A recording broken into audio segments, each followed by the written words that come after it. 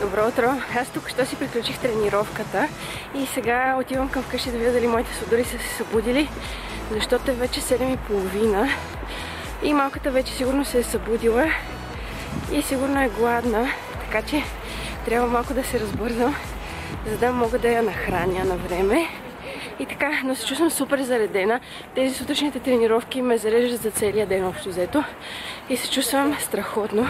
Не знам вие кога предпочитате да тренирате, сутрин или вечер. Аз когато започна деня си с тренировка се чувствам супер заредена и затова предпочитам, ако мога, да ставам по-рано от малката и Андрей и да ходя да тренирам. Да. Хайде да се разбързаме, че сигурно малката е умряла от глад, ако се е събудила. И съм взела кафе за хубав старт на деня. Викой, гладна ли си? Искаш ли да ходим да правим закуска? Да. Да? Аз май няма да издържа докато стане закуската. Протеинови топчета.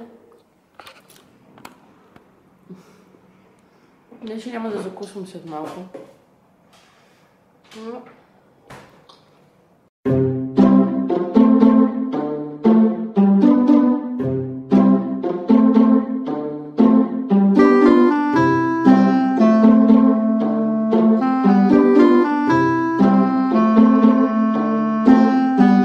Ето какво яде Виктория. Този път съм изложила сушени плодове в мюслито. Ето как изглежда моята закуска. Чия семена, киви, мюсли, сушени плодове, годжи бери.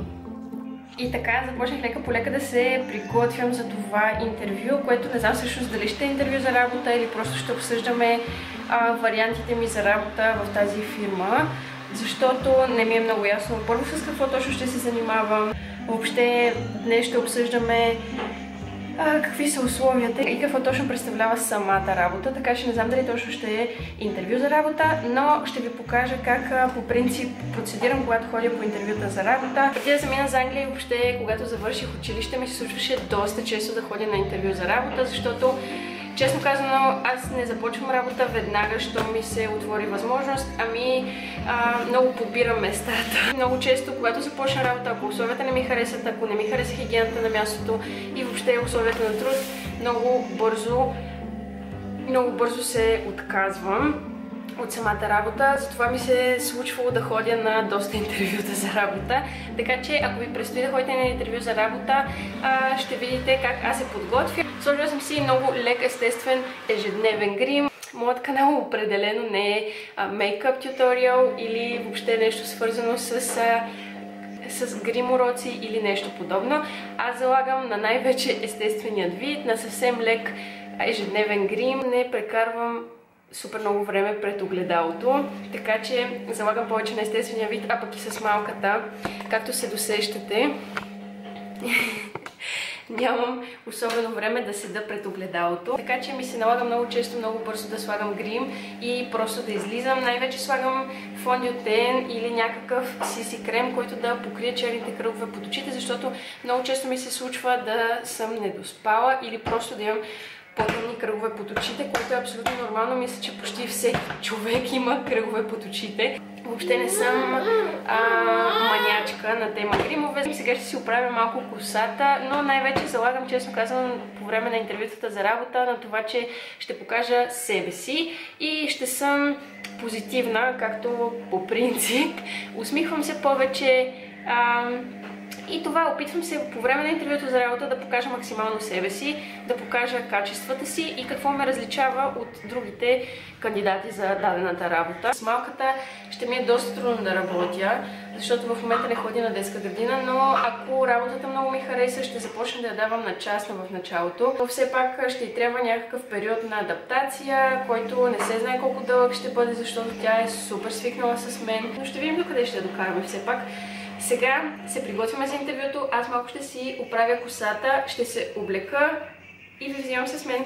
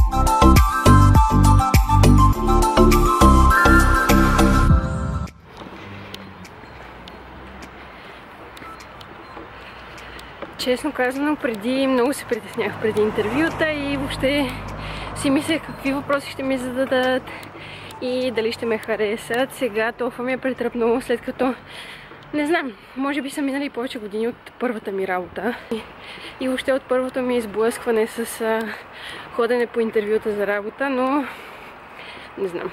Пък и може би защото това е по-скоро като работна среща, не толкова като интервю за работа, защото ще обсъждаме какви са условията за работа, какво точно трябва да правя, защото това не ми е много ясно още. И как ще го съчетаем това с Виктория, защото, както знаете, тя ми е приоритет.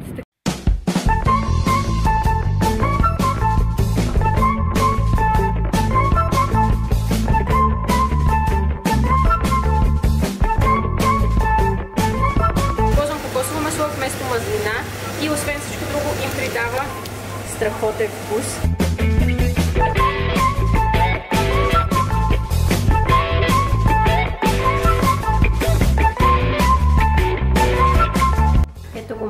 Обяд и обяда на Виктория. Взимаме обяда и потегляме. Не знам какво ми става днес, но се прообличам вече за n-ти път, но да. Приготвих багажа, аз винаги съм супер развълнувана, дори да ходим на някакви много малки пътешествия, аз отново се вълнувам. Приготвих багажа, преобляках се за 100-тен път и тръгваме. Викусинка! Ай ти!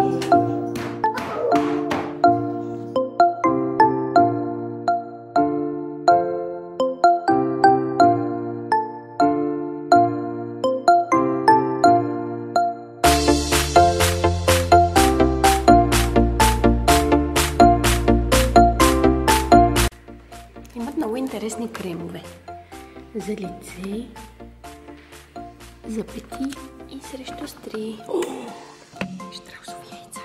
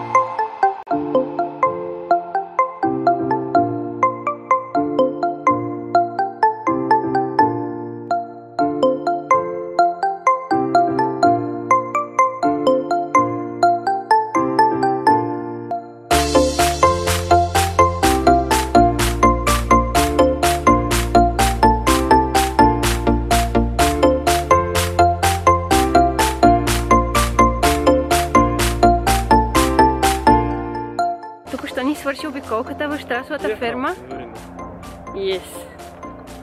Току-що ни свърши обиколката в Щраусовата ферма и беше супер интересно. Жената беше много любезна и ми обясни супер много интересни факти за щраусите. Така че ако се чудите къде да отидете с децата си или въобще ако се чудите къде да се разходите, това е една супер идея. И така, ние сме супер доволни, много ни хареса. И сега се прибираме. Ако това видео ви е харесало, можете да се абонирате за каналът ми, като така ще подпомогнете неговото разрастване и ще се виждаме по-често. Надявам се това видео да ви е харесало и да се видим съвсем скоро. Чао! До нови срещи!